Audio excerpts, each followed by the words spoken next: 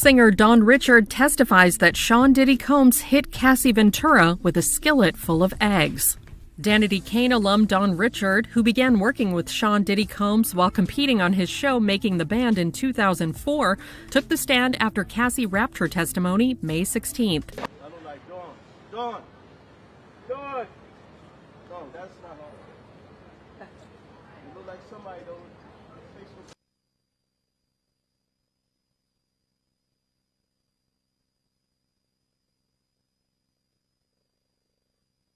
Danity Kane, did he abuse you when he was your producer? Did you see Cassie? Did he abuse you? Excuse me.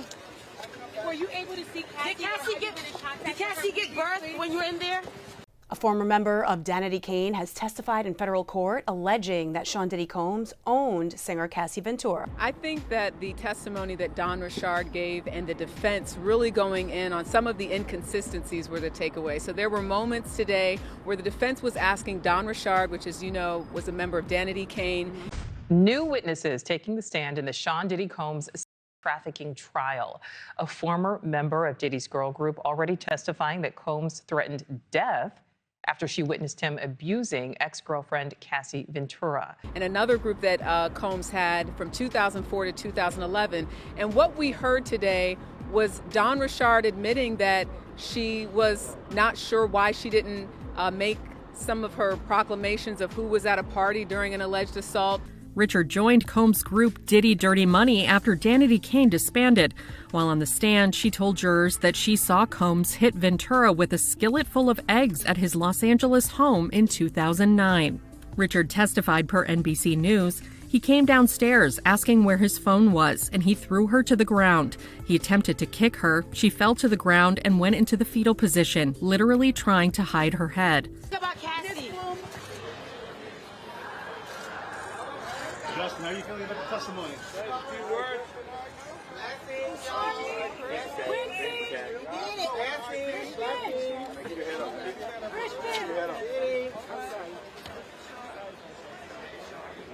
Singer Don Richard took the stand testifying that Combs was controlling and violent towards Cassie Ventura during their relationship. Don told jurors that Diddy owned Cassie and that others, including herself, would pay for it if they spoke to her.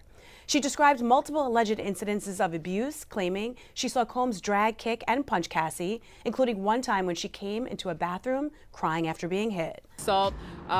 She said that she didn't know why she didn't say certain things in previous interviews with prosecutors. What happens when a simple breakfast turns into a courtroom headline?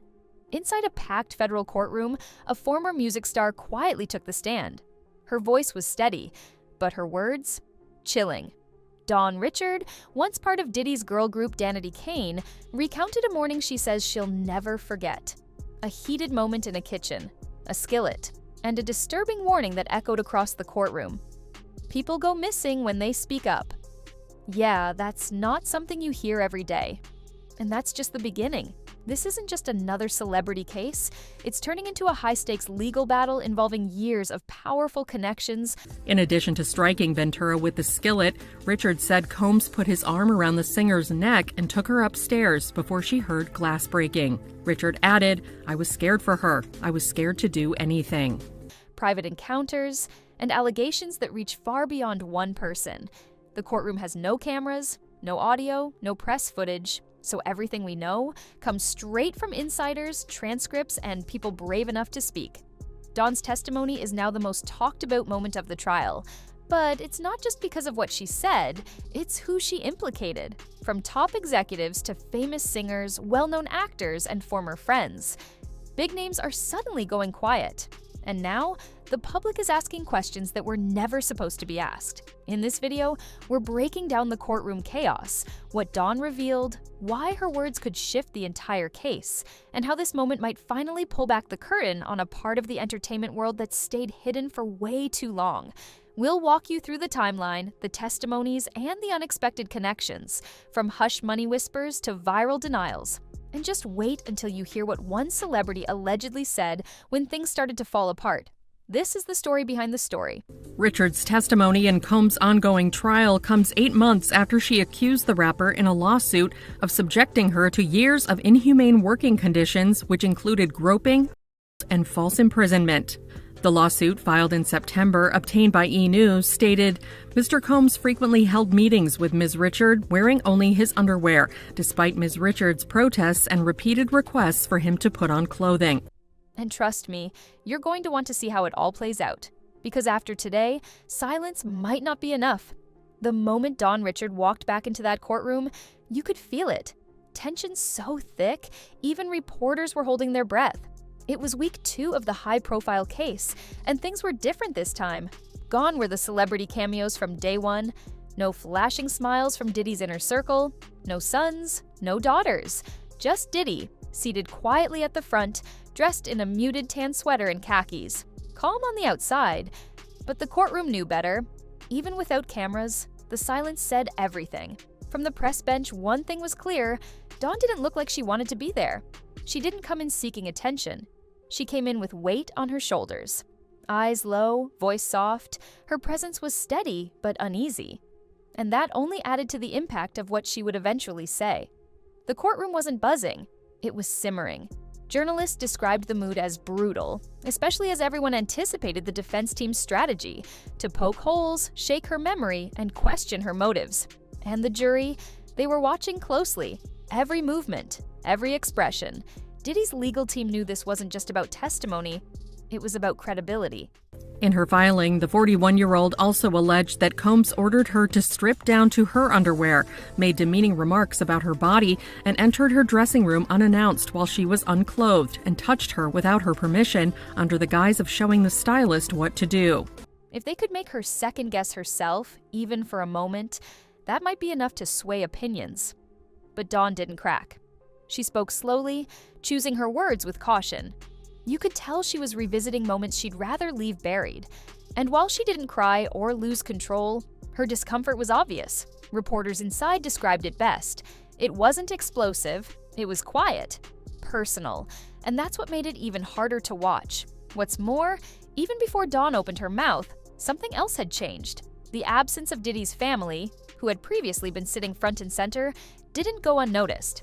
Some speculated they were absent for personal reasons like prom season or upcoming graduations. But others saw it as a subtle shift, perhaps a sign that things were about to get complicated. And they were right. Because what Dawn said next didn't just add tension, it changed the entire tone of the trial. It started like any other morning. Dawn Richard, Cassie Ventura, and a few team members were gathered in a kitchen. Cassie was cooking breakfast. Eggs in a skillet, nothing unusual. But then, in a matter of seconds, the air shifted. Dawn says Diddy came downstairs in a mood. Something about the breakfast, not being ready fast enough, or maybe not being the way he wanted. And then came the moment no one in that courtroom could unhear. According to Dawn, in a flash of anger, Diddy reached for the skillet. Richard accused Combs of sexual harassment, gender discrimination, and a hostile work environment by being exposed to sex trafficking and sex acts. She also alleged that she was a victim of false imprisonment. In her suit, Richard stated she was seeking compensatory and punitive damages, as well as other costs for post-traumatic stress, anxiety, and emotional suffering, and financial losses she suffered as a result of Combs' alleged behavior. Or the eggs inside it and threw it. It happened so fast, but the impact was immediate. Cassie curled up, dropped to the ground. She didn't scream. She didn't fight back. She just folded in on herself. That's when things got even darker. Because right after the incident, Dawn says Diddy looked at her and others in the room and gave a warning, a direct message meant to keep people quiet. People go missing when they talk. 6 words. That's all it took. You could hear the reaction ripple across the courtroom. Not gasps, just stunned silence, a subtle shift in posture from the jury. Pens paused mid-sentence. Even seasoned court reporters said they hadn't seen a moment like that in years. And remember, this wasn't just a story. Dawn had written about the same incident in her earlier civil filing, but hearing it spoken out loud, under oath, in a federal trial, that changes everything. Prosecutors were quick to highlight the importance of this moment. They called it a turning point, a flashback that gave the jury a glimpse of the fear, the control, and the emotional grip that may have lingered over Cassie and others. And Dawn didn't just describe this once. She connected it to other incidents that took place in public spaces, with people around. She named names, people in Diddy's inner circle, longtime employees, even security. Whether those people will be called to testify is still unclear. But one thing is certain, Dawn's memory of that morning is no longer just a rumor. It's now part of the official record. And the defense? They had no choice but to respond fast. As powerful as Dawn's testimony was, the defense came ready, and they weren't pulling any punches. The moment cross-examination began, the courtroom energy shifted. Nicole Westmoreland, Diddy's lead defense attorney,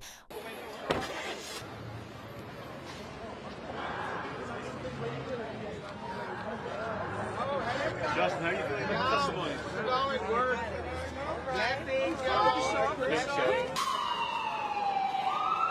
walked up with a stack of papers and a strategy. Her mission was simple: shake Dawn's memory, question her motives, and raise enough doubt to weaken her impact on the jury. And she wasted no time. First, she hit Dawn with her own lawsuit. Yes, the same civil case where Dawn first mentioned the breakfast incident. The defense wanted to know, was this about justice or money? Had she really come forward for the right reasons? Dawn didn't flinch. She acknowledged she did seek compensation for her time and what she experienced while working in that environment, but she insisted that wasn't why she was testifying now. She said it was about truth, about finally speaking up. Then came the tougher part. Westmoreland pulled out specific quotes. She compared Dawn's past statements to what she had just said on the stand. In one version, the skillet hit Cassie directly. In another, it was just the eggs. Was it thrown? Dropped? Did Dawn actually see it happen? It was fast, it was relentless, and it was calculated. Dawn stayed calm, but you could see the emotional strain. She admitted she didn't remember every detail with perfect clarity. But she stood by the core truth. Something serious happened that day. Something she couldn't ignore. Courtroom observers described it as one of the most intense exchanges so far. Not dramatic, not loud, but emotionally draining. The jury watched carefully. They weren't zoning out. They weren't distracted. They were locked in. Because what was at stake wasn't just one woman's memory, it was her credibility. And in a case like this, that's everything. And here's what made things even more complicated. Just a few years ago, Dawn had reportedly reached out to Diddy about joining a new project, a reboot of one of his old shows. Why would someone try to work with a person they say scared them? That's what the defense kept circling back to. A-list celebrities, that's right. So there was an instance where Dawn Richard mentions an assault that happened at a restaurant. And she mentioned some of the names of people that Combs worked with. But when the defense asked her, well, what about the celebrities? You said there were celebrities there. Why didn't you mention those names? And she said she wasn't sure. If she felt threatened, why come back? Dawn's answer? She didn't realize how deep the damage went until years later. Therapy, reflection, and the courage to speak made her see things differently. But was that enough for the jury? Just when the courtroom started to catch its breath, another witness took the stand. This time, someone much closer to Cassie's world.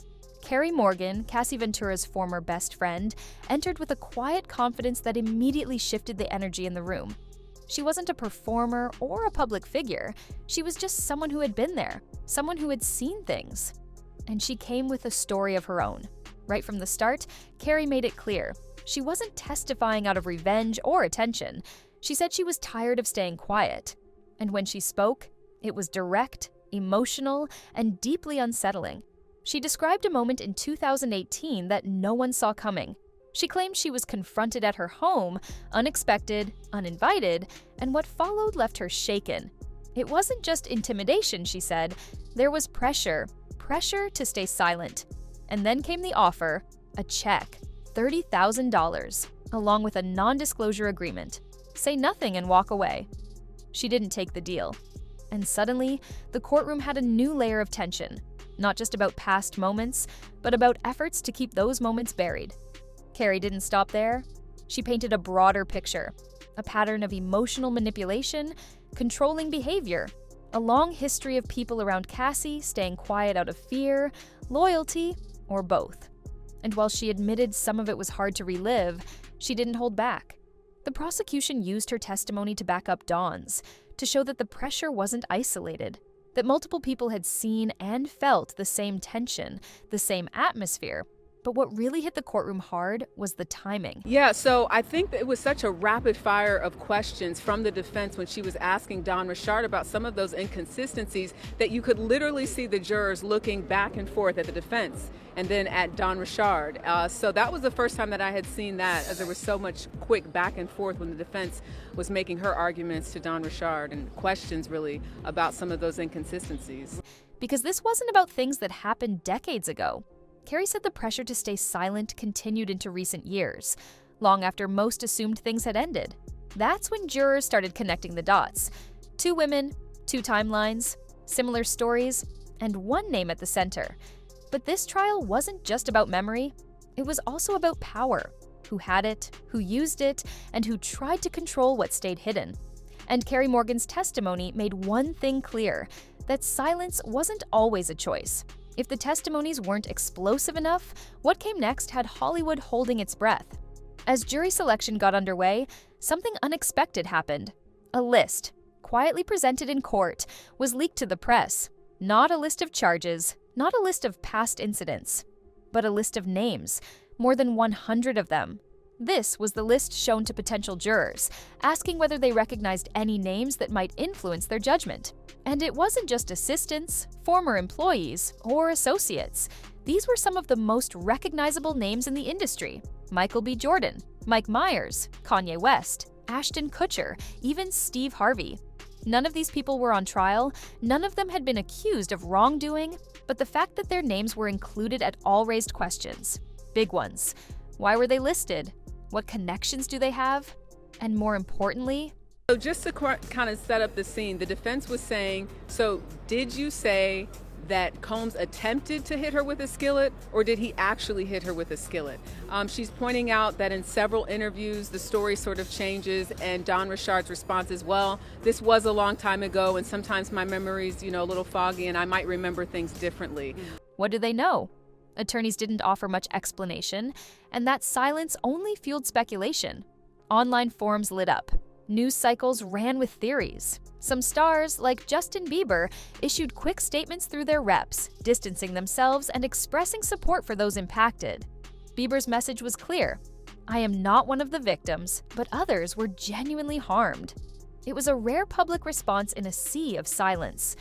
And then came the deeper digging. Social media resurfaced old clips, photos from events, interviews, private parties where many of these names had crossed paths. Suddenly, those once forgotten moments felt a lot more significant. The pressure isn't just in the courtroom anymore, it's spilling into public opinion. Hollywood insiders say there's a nervous energy in the industry, people double-checking old connections, PR teams working overtime, and past relationships being quietly scrubbed from the spotlight. Because in a case like this, it's not just about who testifies. It's about who stays quiet and why. Some say these names were added simply because they might come up in conversation. Others believe the list hints at something bigger, something that hasn't been said out loud yet. Whatever the reason, the effect is clear. This isn't just a trial anymore. It's becoming a mirror for the entire industry. And that list, it might be the key to understanding what comes next. While the legal battle plays out behind closed doors, another kind of trial is already underway. And this one's happening online. With no cameras allowed inside the courtroom, the public is left to rely on journalists, social media updates, and viral commentary to piece together what's really happening. But sometimes, perception can move faster than the facts. And that's exactly what we're seeing now. A recent poll taken during live YouTube coverage asked a simple question. Has this trial changed your view of Sean Diddy Combs? The response? A staggering 56% said yes. That's a major shift for someone who once had one of the most polished reputations in music. For decades, Diddy was known as a mogul, a businessman, a self-made success story. Don Richard said she witnessed abuse, and she said that Combs said, "You will go missing." She took that as a death threat. So the defense then said, well, wait a minute, in 2020 and in 2021, you reached out to Combs to work with him again. So if you were so afraid of him, why then reach out? And that was a question that she had a really tough time answering. She did admit, though, that, in fact, while I did feel threatened, and yes, he did say this to me. Now, viewers are seeing him through a completely different lens. It's not just the details being revealed, it's the emotional weight behind them. The breakfast incident, the pressure to stay quiet, the payouts, the whispers of fear. When all these moments are stacked together, they paint a picture that's hard to ignore. But the reactions aren't just about the man himself, they're about the system. About how long it took for stories to surface, about how many people may have known more than they ever admitted, and about how a spotlight this bright can suddenly feel like a magnifying glass. Some legal experts say the court of public opinion won't impact the jury. Others argue it already has. After all, jurors live in the real world. They hear the chatter, they feel the mood shifting, and while they've been instructed to stay objective, human nature doesn't always work that way. Meanwhile, defense attorneys are trying to push back. They're pointing to inconsistencies, timelines, and past lawsuits. They say these claims are being exaggerated, that they're financially motivated, and they're doing everything they can to control the narrative before it's too late. But here's the thing, public trust is hard to win back once it's lost. And in a case this complex, where so much has already been hidden for so long, trust might be the most valuable thing left on the table. As this case continues to unfold, the deeper story isn't just about what happened behind closed doors, it's about the culture that kept it all quiet. Multiple witnesses, similar experiences, and a growing list of familiar names. Some people say it's all coincidence, others believe it reveals something far more systemic, an environment where control, influence, and silence held more power than truth. And it's not just about legal consequences, it's about reputations, careers, entire legacies. People who were once seen as untouchable are now avoiding the spotlight. Ashton Kutcher, Steve Harvey. Even high-profile spiritual leaders like Bishop T.D. Jakes have quietly stepped back from public life. The timing? Let's just say it hasn't gone unnoticed. Some reports claim there are years of relationships and private dealings that haven't been fully explored yet. Others say it's just the tip of the iceberg, but one thing is clear. People are starting to question not just who was involved, but why they stayed silent for so long. From alleged intimidation tactics to behind-the-scenes warnings, the message being sent wasn't always direct. Sometimes all it took was a look, a rumor, a whispered threat. That's why Don Richard's 6 chilling words, "People go missing when they talk," still hang in the air. Because even now, with everything out in the open, there's still fear. Still hesitation, still a very real risk in coming forward. And yet, people are doing it anyway. This trial may be focused on one man, but its impact is much bigger than that. It's forcing people to look at how power works, how influence is used, and how easy it is for harmful patterns to hide behind money, fame, and charm. We've heard the emotional testimonies. We've seen how carefully witnesses choose their words. We've watched the defense try to break them down and sometimes fail. But no matter where this goes next, one thing's for sure, a shift is happening. Whether it's in a courtroom or in public conversation, people are finally listening. And this time, silence won't be the final word.